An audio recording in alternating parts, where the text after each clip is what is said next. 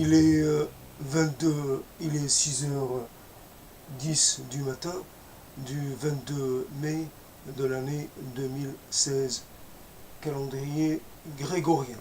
Et donc, et,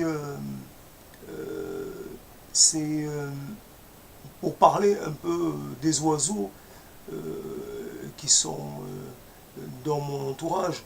En fait, évidemment, quelqu'un qui vit dans une ville française ou même un peu dans les villes du monde entier, le contact avec les oiseaux se fait par les pigeons bisés. Le pigeon bisé est assez facile à approcher, il est familier, il est même très fidèle. Si on le nourrit, il ne vous quitte plus. Et donc ça crée une sorte, ça permet un rapport, un contact avec les oiseaux qui peut paraître assez facile. L'espèce qui est donc qui arrive en deuxième place en termes de population, ce sont les moineaux domestiques. Et en fait, le moineau friqué est quelque part celui-ci, bien que assez, comment dire, s'habituant assez facilement à être nourri, n'est pas un oiseau familier. Il est souvent sur le qui-vive et il suffit d'un regard pour l'effaroucher.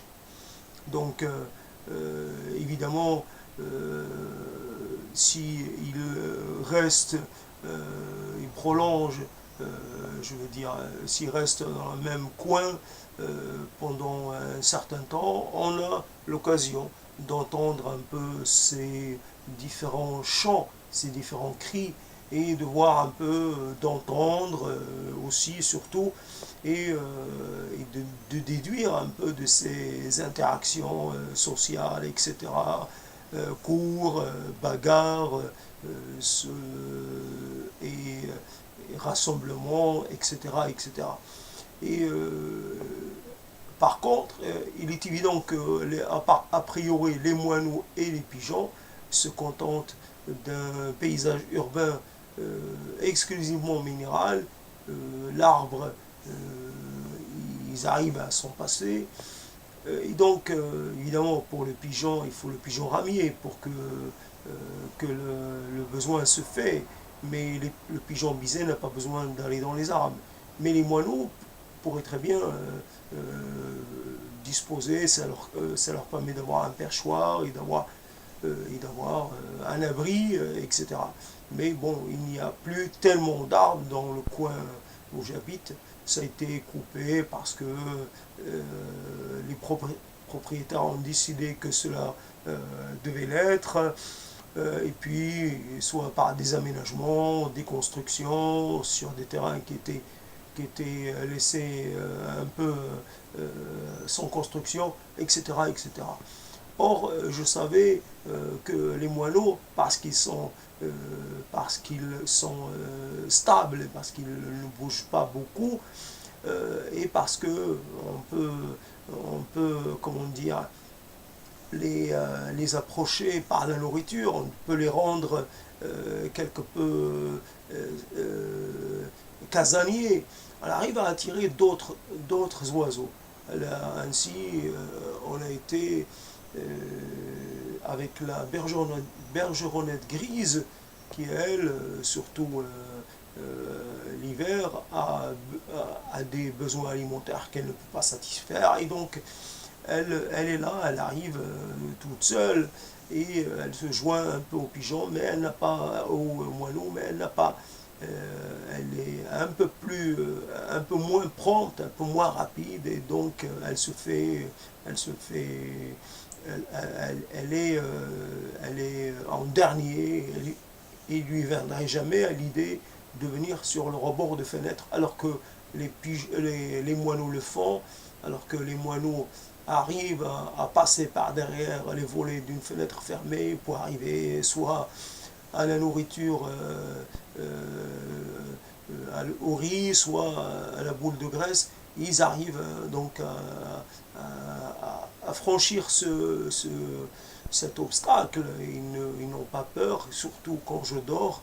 Ils sont tranquilles, ils peuvent donc manger tranquillement. Ce qui les effarouche le plus, c'est le regard. C'est un geste, un regard. Ils s'envolent dès qu'il y a un regard qui est porté sur eux et c'est automatique. Et après, donc, pourquoi je parle des oiseaux? Parce que j'ai réalisé une sorte de rêve. Et c'était d'avoir, l'année dernière, des mésanges sont rentrées dans l'appartement, mais elles n'y sont pas restées. Elles ont fait le tour, elles ont mangé quelques araignées, mais parce que les moineaux les avaient attirées, je savais que les mésanges n'étaient pas très farouches, qu'elles rentraient dans les maisons, mais elles n'avaient rien trouvé qui les intéressait, je ne savais pas ce qui pouvait leur plaire, et donc pour moi c'est des insectivores, etc. Et cette année, donc elles ont suivi, un couple a suivi, peut-être c'est le même couple de l'année dernière, a suivi les moineaux, est venu régulièrement, et donc j'ai pu constater que la mésange est largement, elle n'a strictement rien à voir, pas du tout farouche, comparé, comparé aux moineaux, et qu'elle, elle, ni regard, ni geste ne l'effraie, et quand elle vient pour se nourrir, elle part, elle reste jusqu'à ce qu'elle parte avec un morceau de pain. Et donc après, j'ai pu, a priori, ce couple nichait pas très loin, et hier, j'ai eu l'occasion d'entendre le piaillement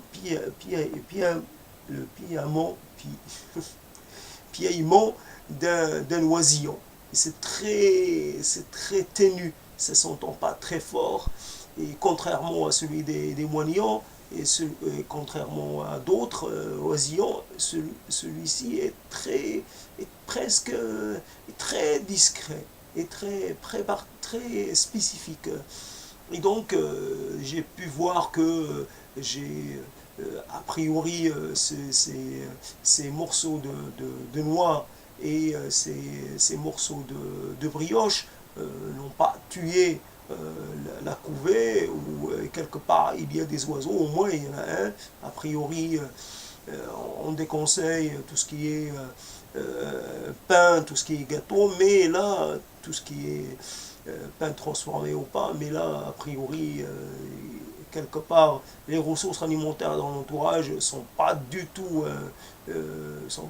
assurées, et avec des oiseaux territoriaux, s'ils ont le malheur dans un territoire où il n'y a pas grand-chose, il n'y a pas d'arbres, il n'y a donc pas de possibilité de trouver des insectes. En tout cas, je pense que c'est très, ça me rappelle le rouge-gorge qui vient lui aussi depuis quelque temps maintenant. Et le rouge-gorge est encore moins farouche que la mésange. Et le rouge-gorge, quand il est venu, pour la première fois, je l'ai vu, il était en train de se nourrir. Dès qu'il a vu un insecte, il s'est automatiquement jeté dessus. Évidemment, la vitesse d'exécution d'un saut, d'un rouge-gorge, ou plutôt d'un rouge-queue, et quelque chose qui me paraît vraiment presque, qui est presque instantané. Nous avons une certaine distorsion visuelle, et ça nous paraît très rapide, alors qu'en fait c'est certainement, ça dépend, nous avons quelque part par rapport à la vitesse d'exécution, nous avons un retard. Ce n'est pas les oiseaux qui sont rapides, c'est peut-être nous qui sommes lents dans la perception de l'action. En tout cas, donc, je vois bien que le rouge-gorge, le rouge-queue, il saute sur plus petits insectes avec le risque de ne jamais trouver de quoi satisfaire sa couvée, ces oisillons. Donc obligatoirement, il était en déficit. Et donc, quelque part, quand il a vu les mésanges, il est devenu vraiment il est devenu inséparable. Il est là. Et ce que je voulais signaler, c'est que j'aurais voulu enregistrer son chant du matin, mais là, il a arrêté. A priori, là, il est 6h20, les oiseaux commencent à venir se nourrir vers 6h40, un truc comme ça, déjà. Évidemment, avec la levée du jour, ils sont déjà là, ils attendent, ils voient la lumière, peut-être c'est l'hygiène, d'habitude c'est éteint. Il vient derrière les volets et se nourrissent de ce que je leur ai laissé. Et aussi, donc, ce rouge-queue, je ne sais pas si c'est le même, mais au vu de leur espérance de vie, peut-être c'est le même depuis des années. Lui, il chantait sur un poteau, sur une antenne de télé un peu plus loin. Et maintenant avec ce nourrissage, je l'ai poussé un peu à changer son lieu favori pour chanter. Et donc il chante un peu en face de mes fenêtres. C'est un petit quelque chose. Ce que je voulais signaler, c'est que par mes nourrissages, je crée une ambiance sonore, en tout cas le jour, qui est autrement n'aurait jamais existé dans cette rue appelée rue Courte, située à Saint-Cyprien à Toulouse. C'est quelque part une intervention de ma part, moi qui quelque part un peu impuissant à faire plein de choses. Là, j'ai réussi, et donc quand il y a une dispute entre les moineaux, c'est moi. Quand les moineaux n'arrêtent pas de faire, de piailler, et quelque part, des fois c'est un peu trop. C'est pas les cris des moineaux, c'est pas toujours ce qu'il y a de plus harmonieux, mais en tout cas de plus délicat. En tout cas, normalement, je constate que les moineaux, évidemment, ne chantent pas, marquent pas leur territoire. A priori, les mésanges ne le font pas non plus. Le rouge-queue le fait. Donc ça fait partie, donc c'est une différence. Et que quelque part, ça m'a beaucoup étonné le fait qu'il soit aussi peu peureux à ce niveau-là. Et surtout qu'il est seul. On connaît la chose que les moineaux se protègent les uns les autres, alors que là, il est seul, il arrive tout seul. Évidemment, son oisillon ne l'a pas suivi, en tout cas, il est resté un peu loin de la fenêtre, alors que, donc hier, j'ai vu l'oisillon de la mésange, un des oisillons, un de ses oisillons, et alors que là, lui, il est obligé, la plupart du temps, de prendre la nourriture, de l'amener et d'aller loin.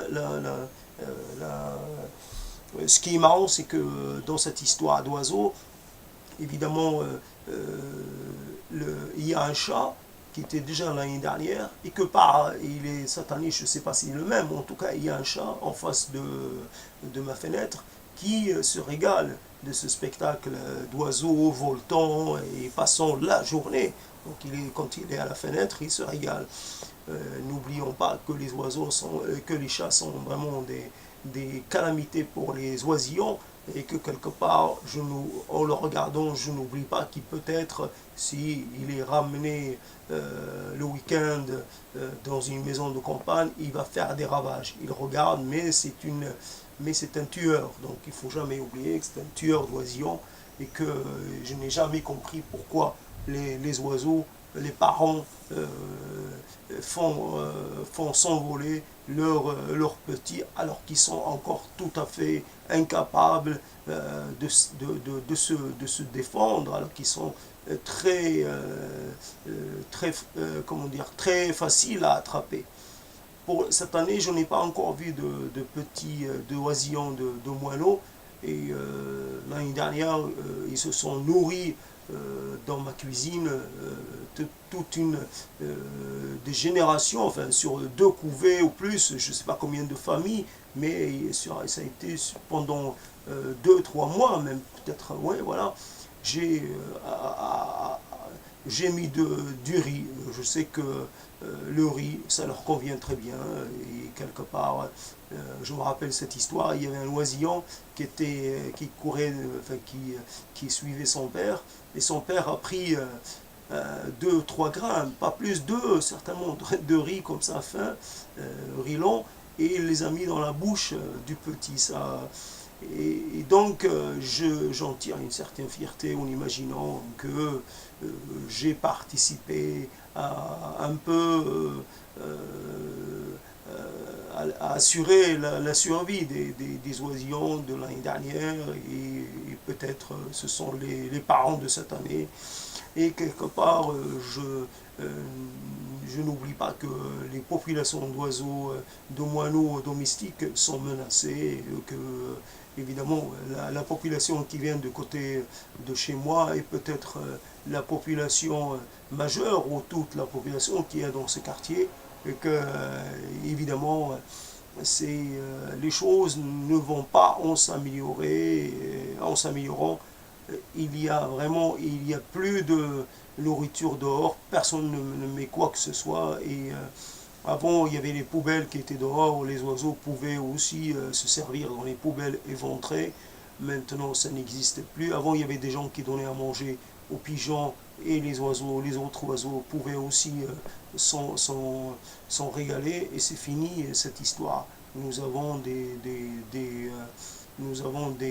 rues très propres où il n'y a aucune trace de nourriture qui puisse être récupérée par les oiseaux en, en difficulté. Donc voilà, le nombre de pigeons s'est beaucoup réduit. L'année dernière, il y en avait qui ont niché en face. Cette année, je n'en vois pas. Évidemment, je pense que le nombre se raréfie et avec la politique poursuivie par les autorités pour les stériliser, pour réduire le nombre, etc. Et puis, avec la réduction du nombre de trous qui peuvent servir de nid, et finalement, la population a dû se réduire.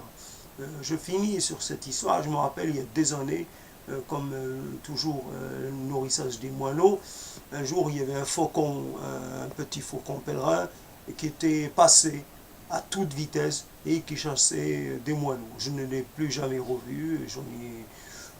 Je pense que si il y a sûrement des faucons qui passent par là, mais évidemment il faut être au bon moment et pour observer leur vol d'attaque. Et là, ça a été une occasion qui ne s'est pas répétée. Donc, les oiseaux ont commencé leur journée.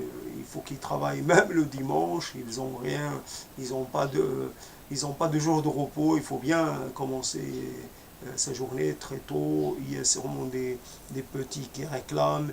Et quelque part, je continue un petit peu mon aide et mon intervention en donnant un peu de choses. Ça ne coûte pas cher. Le riz est long, blanc ou long, ça coûte 75 centimes le kilo, ce n'est rien. Même s'il y a beaucoup d'oiseaux, ça part assez vite, mais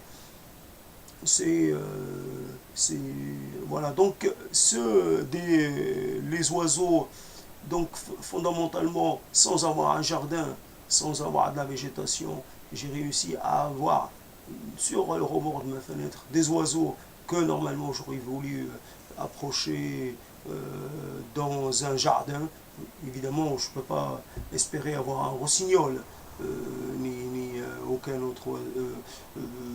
J'ai eu déjà par le passé, j'ai eu des tourterelles à collier, j'ai eu il y a cette année j'ai eu des étourneaux. Avant, l'année dernière, j'ai eu des merles, mais c'est tout ce que je peux espérer avoir. Il faut pas trop demander. Ça, ces oiseaux-là sont les oiseaux qui vivent au voisinage de l'homme, et je pense que le rossignol n'en fait pas partie. Donc, un jardin, et c'est ce qui manque aussi aux oiseaux en ville, c'est des morceaux de nature. Peut-être qu'il y a encore quelques jardins qui ne sont pas visibles de l'extérieur, mais ça doit se raréfier. Le soir, vraiment, quand il y a il y a un arbre du côté de l'église de Saint-Nicolas, il y a eu un figuier énorme qui a été coupé, il reste un arbre ou deux, et le soir, vraiment, le chant des oiseaux est magnifique dans cet arbre, alors que moi, je n'ai pas ce chant-là. parce que les oiseaux ont quand même besoin d'un arbre, et c'est là où normalement, moi je n'ai pas le chant, donc c'est ça qui me manque, je n'ai pas le chant du soir, ni j'ai donc le rouge que du matin, mais bon, le rouge que s'est déjà arrêté, il n'a pas chanté longtemps, et puis son chant est monotone et il n'a rien d'extraordinaire, c'est bien écouté une fois. Le merle, cette année, il a chanté, mais assez tard. Et puis, il a changé de place. L'année dernière, il chantait vraiment beaucoup, presque extraordinairement. Il a vraiment fourni un effort extraordinaire. Et puis, il était tout proche. Cette année, il a dû nicher un peu plus loin. Et si c'est le même, et donc son chant est beaucoup moins audible. Et a priori, ce n'est pas aussi. L'année dernière, c'est comme s'il était à côté. Là, je l'entends. Et donc voilà, les hommes et les oiseaux, c'est une longue histoire. Nous faisons tous, de chacun de notre côté, quelques expériences. Nous, les citadins, nous avons besoin de cette chose qui nous relie à la nature. Ces visiteurs assez peu envahissants en fait, si ce n'est les pigeons, le reste n'est pas tellement envahissant, et que quelque part ça nous fait plaisir, en échange d'une petite aide, nous avons comme ça une présence. Ce sont des oiseaux quelque part, des animaux familiers, mais qui ne demandent pas ni entretien ni rien quelque part. On reste chacun, personne ne dépend de l'autre quelque part. Finalement, si oui, je les rends un peu dépendants en les nourrissant comme ça régulièrement, mais je suis sûr qu'ils font aussi de leur côté, qu'ils cherchent à se nourrir de leur côté. C'est obligé que je les aide, mais je ne les nourris pas de façon exclusive. Et après, donc voilà, les hommes et les oiseaux, sûrement une longue histoire qui n'est pas prête de se terminer. Et les, les oiseaux, quelque part, embellissent un peu les choses parce que ils occupent un espace qui, sans eux, reste vide. L'espace, ils, ils produisent des sons qui, dans un environnement qui est plutôt pauvre en sonorité, en dehors des voitures ou quelques voix humaines, il n'y a rien. Il n'y a pas, ce n'est pas possible d'entendre un grillon ou d'entendre ou un animal, en dehors peut-être d'un chien, mais on n'a pas la chance d'avoir les sons de la nature. Les oiseaux apportent ces sons-là. Après, bon, pour l'instant, il y a encore les hirondelles, ça s'entend.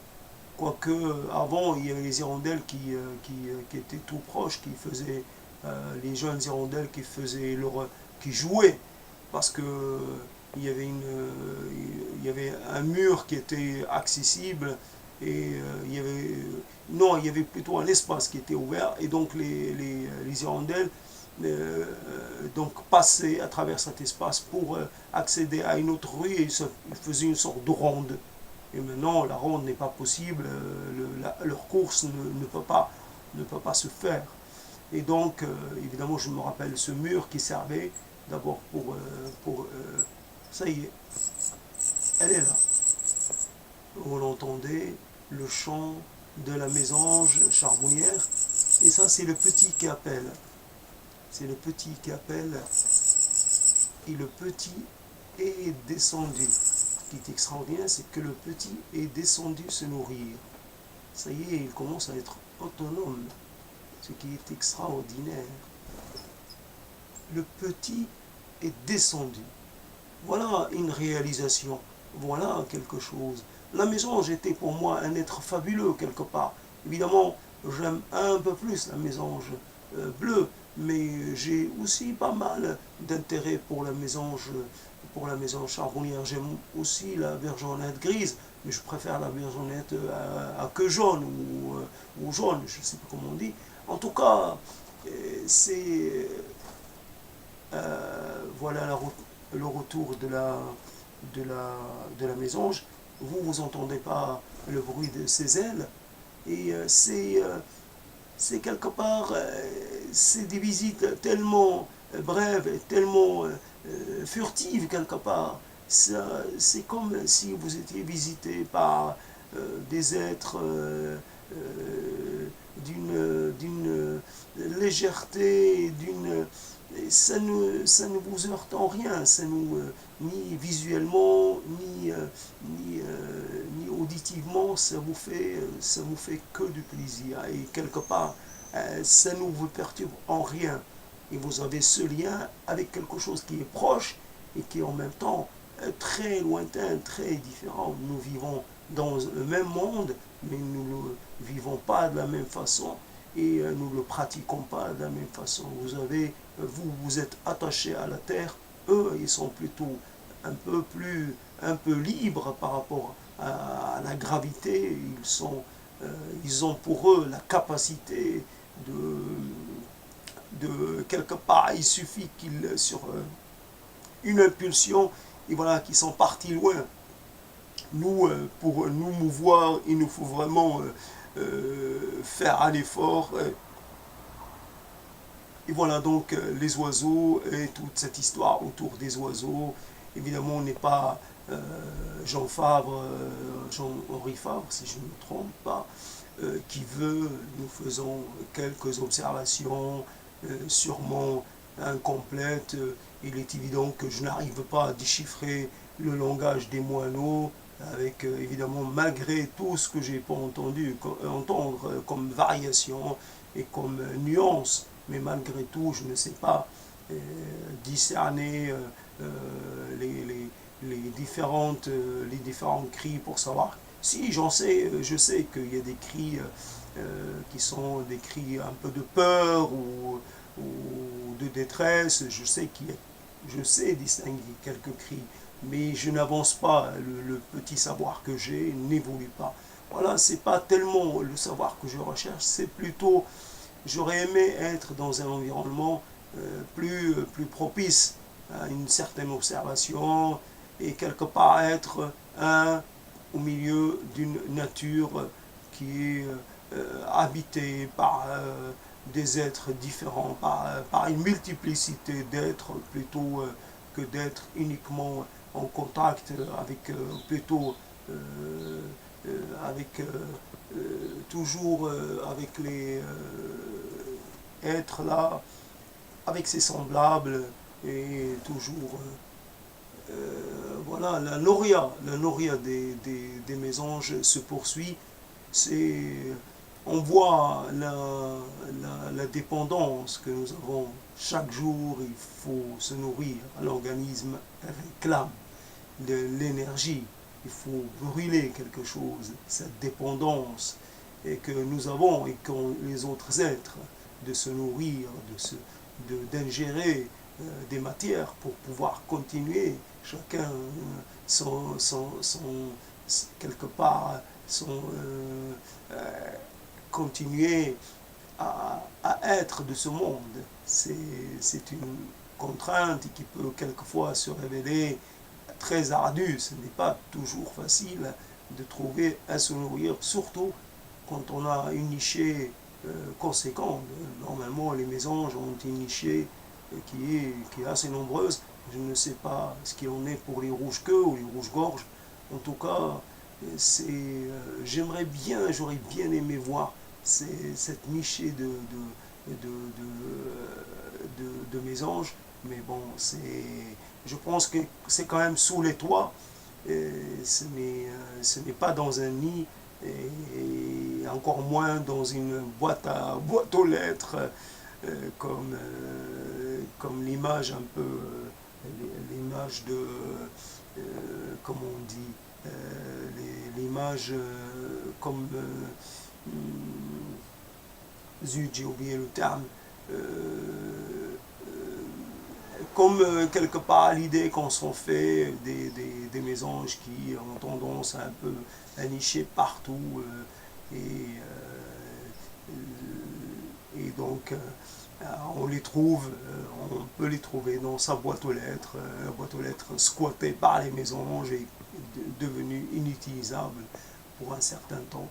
Et voilà, c'est un spectacle qui est quelque part dont on ne se comment dire, la nichée d'oisillons est quelque chose qui est, surtout les mésanges, par leur nombre, par le fait qu'ils se ressemblent, mais aussi par le nombre et par le fait aussi qu'ils ne soient pas agressifs les uns. On les voit pacifiquement, en attente. On ne voit pas d'agressivité, on voit aucun oisillon ne donne de coups de bec à un autre, et tous sont nourris, tous sont portants, sont bien portants, enfin sont aussi bien nourris les uns que les autres, et souvent c'est réjouissant. Après évidemment les oiseaux, les oisillons vivent leur vie, et la mortalité des jeunes est souvent très élevée. Donc la première année, les premiers mois sont toujours très difficiles. Voilà. Donc les oiseaux, en tout cas par exemple les mésanges et les rouges-queues, peuvent donc manger et venir se servir alors que j'ai les fenêtres ouvertes. Les moineaux, c'est presque impossible. Il faut qu'il y ait du verre, il faut qu'il y ait de la séparation. Et donc ces oiseaux-là finissent par, donc quelque part, je peux les faire rentrer à l'intérieur. Si je veux, je peux les faire rentrer à l'intérieur. C'est quelque part un rêve de gosse. Le rêve de gosse, le rêve ultime, c'est d'être une sorte de, quelque part, devenir peut-être un arbre nourricier pour les oiseaux, quelque part, être là. Et l'onction suprême, voilà, la récompense suprême serait de servir de lieu pour... je ne sais pas ce qui se passe avec les oiseaux, mais c'est cela. Il y a, il y a une relation particulière, mais aussi pourquoi nous avons cette sorte de d'altruisme, ou je ne sais pas comment le dire, ou cette générosité, ou cette pensée qu'on a pour les oiseaux, et qui fait que beaucoup de gens s'ingénuent, beaucoup de gens dépensent de l'argent, beaucoup de gens font des efforts pour venir au secours des oiseaux. Partout, dans le monde entier, il y a des gens qui se dévouent à cela, et voilà, et qui, j'imagine, font les choses jusqu'au bout, et pour aider soit des oiseaux migrateurs, soit des oiseaux sédentaires, mais en tout cas, ils donnent de leur temps, ils donnent de leur loisir, ils donnent de leur argent pour aider des êtres qui ne vont pas, qui ne pourront pas les remercier, qui ne pourront pas le rendre l'appareil, mais quel est ce plaisir qu'on retire de cette relation un peu à sens unique? Mais bon, c'est comme ça. Et c'est parti donc pour une autre journée. Hier, la journée a été très estivale. Ce matin, a priori, ça part, c'est un petit peu frais. Et donc, c'est ça. Donc, les oiseaux qu'on a ne font jamais de réserve. Donc, il y a toujours la quête. Heureusement que les journées sont longues, et qu'il y a de quoi, et que le temps permet, la clarté permet de chercher pendant un temps beaucoup plus allongé. D'ailleurs, cela explique le fait que les oiseaux font leur nid, font leur niché, leur couvaison pendant la belle saison, évidemment. Et tout cela est normal et logique, etc. C'est vraiment désolant de ne pas avoir d'arbres devant soi, de ne pas voir la nature, les saisons, les cycles, et d'être face à un mur qui lui ne dit rien, n'exprime rien, ne renvoie à rien. C'est un silence, le silence minéral, et c'est vraiment frustrant, et c'est un sort que quelque part je ne voudrais à personne. C'est d'être là et d'être. Il faut à l'être humain, il lui faut de l'espace, il lui faut euh, un accès au ciel, un accès aux choses essentielles de la vie le végétal, le changement d'état de végétal. Il lui faut de l'air, il lui faut la capacité de sortir de chez lui et d'être dans un espace différent, un espace où il peut, par ses actions, entrer en contact avec le rythme, avec les rythmes de la vie, les rythmes des saisons, un peu toucher des doigts la réalité de la vie qui est ordonnée de telle ou telle façon, refaire chaque année l'expérience de la, de, de la vie végétale, etc., avec ses débuts et ses fins, et ainsi vivre sa vie d'humain, mais en restant en contact avec notre identité euh, d'être vivant, faisant partie d'un ensemble beaucoup plus grand, et ayant besoin de, de revivifier cette appartenance et cette, comment dire, et cette plongée dans le tout quelque part universel.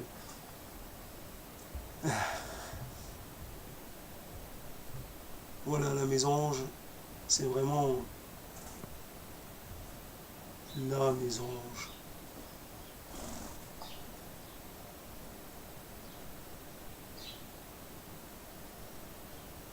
C'est parti, les conciliabules, les échanges, toutes sortes de choses qu'on ne comprend pas, mais que on entend un peu par-ci par-là.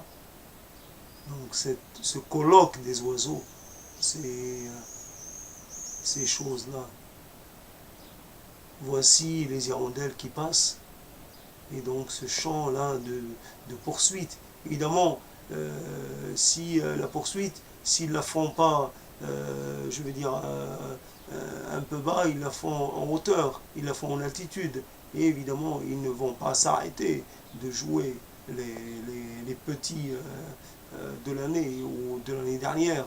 C'est le jeu et il se course, le jouet à se courser, à se crier dessus. C'est extraordinaire à voir. Et c'est un des marqueurs, ce qui marque aussi la saison.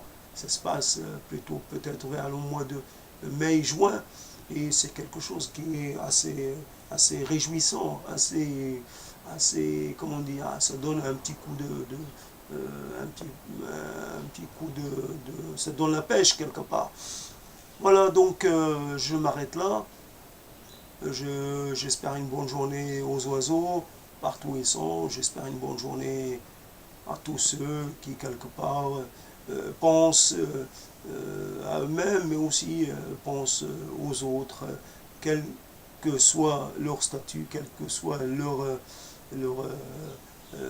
leur place dans la chaîne du vivant, du respect pour tous et de la considération pour tous. Et quelque part, c'est ce qui peut être à faire pour quelque part un peu se sentir du monde et non pas hors du monde, non pas un être spécial, mais un être ordinaire, un être comme un être à sa place. mais qui n'est pas une place extraordinaire, ni une place supérieure, une place tout simplement, et rien d'autre.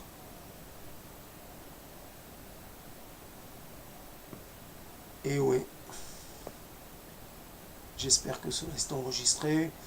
Je souhaite à tout le monde d'avoir un jardin et d'avoir un maximum d'oiseaux. Pourquoi pas des chauves-souris, pourquoi pas des hiboux, pourquoi pas des chouettes, pourquoi pas des choses comme ça. C'est extraordinaire. Je me rappelle quand j'entendais, même dans la rue courte, les chauves-souris qui venaient le soir. Je les voyais tournoyer près des réverbères. Ça fait 2-3 ans que j'en ai pas vu, parce que peut-être je sors pas assez. Et je me rappelle au bord de la Garonne, quand le bruit que ça faisait, le vol évidemment très, pas silencieux, mais vraiment pas, il faut pouvoir l'entendre, et ça s'entend quand même, les battements d'ailes des chauves-souris, c'est très, là aussi ça fait quelque chose. Et évidemment, nous avons besoin des oiseaux, même si nous avons besoin des autres, quels qu'ils soient, parce que nous avons besoin d'enrichir d'enrichir, de réaffirmer notre appartenance, et aussi de nous sentir, dans le monde et non pas seuls. Quelque part, c'est ce qui nous ferait, nous serait difficile à supporter, c'est le sentiment de solitude, ou le sentiment quelque part d'une vie un peu, écornée, un peu mal, un peu appauvrie. Voilà, c'est ma vie, elle est appauvrie et j'en souffre. Et voilà.